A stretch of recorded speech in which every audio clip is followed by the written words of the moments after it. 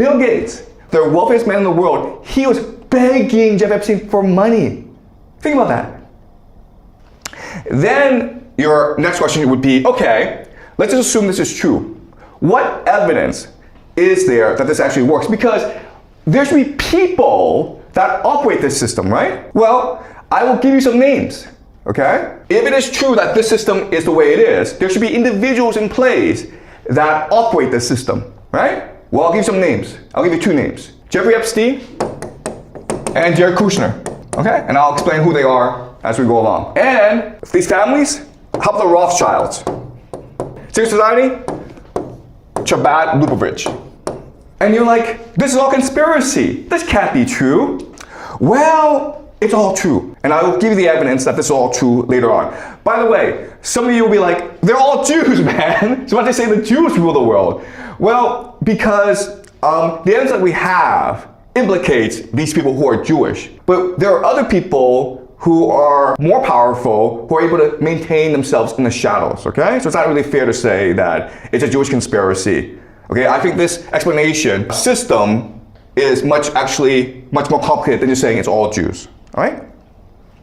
All right, so now what I want to discuss is the problems of this system, all right? And once you understand the problems of this system, then we can understand why this war in Iran is happening, where it's going, and what this means for the world, okay? So there's certain problems with this system I want you to notice. The first major problem is all this is based on empire, the perception of empire. And what this means is that everyone has to believe that the American empire is invincible. It cannot be defeated for the system to work. Once people start to believe that there are alternatives, that the empire is weak, then the system cannot work. And so therefore, the only solution to this problem is America has to go fight wars for no reason. You understand? It's like being the school bully, right?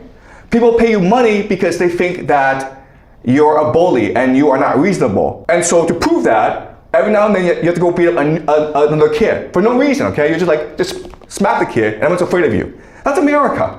And this helps us explain all these wars in the Middle East these past 20 years, right? Why did America invade Afghanistan? Why did America invade Iraq? Why did they blow up Syria? Why did they blow up Libya? Why are they attacking Iran? To prove to the world that I'm still the biggest, baddest bully on the block, so you better obey me or I'll come beat you up, okay? That's the first problem. Second problem is that this system, as you can see, is really, really unfair to a lot of countries. Iran, North Korea, Russia specifically. So this helps us understand why Russia invaded Ukraine in 2022, because they're trying to renegotiate the system. Because right now, the system is discriminating against them. It's extracting their resources for very little money. So they want to renegotiate the system. And the way you renegotiate the system is by showing the empire is not so tough, right? But this also shows us why America refuses to surrender Ukraine. This war was lost about 2 years ago, okay? Ukraine has absolutely no chance. Why is this war continuing? Because if the perception that empire is weak, that empire can be defeated, if people are aware of this entire edifice collapses, okay? People wake up and see it's all shadows on the wall. So America has no choice but to keep on fighting. This helps us also explain why America invaded Iran. To show Russia, I'm still the biggest, baddest bully. And now we understand what Iran is doing. Iran is now attacking this entire edifice. If you think about it, what Iran recognizes is this.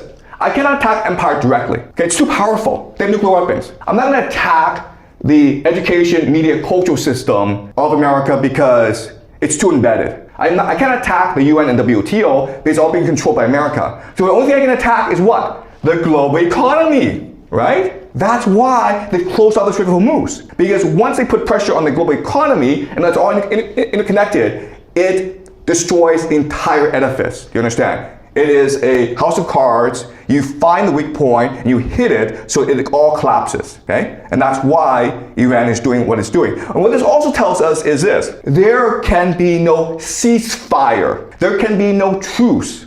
There can be no peace because both the American empire and Iran are fighting for the nature and structure of reality itself. And the third thing I want you guys to be aware of is this. Remember in Plato's allegory of the cave, they really don't really have to do anything because the prisoners themselves want to protect the system. Well, this is true as well. Where if you are in education, media, and culture, and you are at the very top, you are not in power, but you benefit from the system. And therefore, you insist on protecting the system at all costs. And these people, of course, are called the boomers. Okay, not all of them, okay, but the elite of the boomers. Even though they themselves don't have that much power, there's a lot of them, okay? And they will fight, they will make their politicians and the military fight to the death to maintain the illusion of empire, which benefits them. Again, Plato's allegory of the cave. So now we can answer all three questions.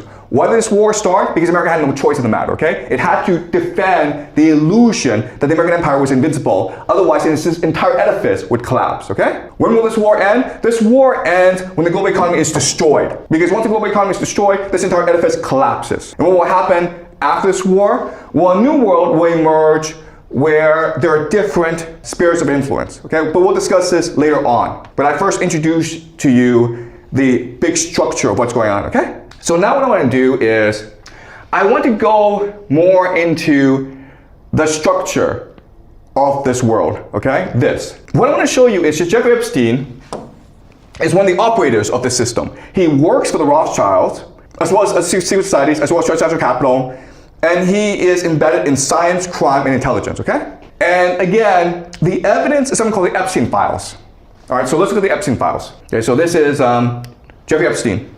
And this is Donald Trump. Jeffrey Epstein died in 2019 in a federal prison. And he was being charged with many crimes. And the FBI ran an investigation into him. And just recently, the United States, called the Department of Justice, the DOJ, on their website, they released about 3 million documents pertaining to the Epstein investigation.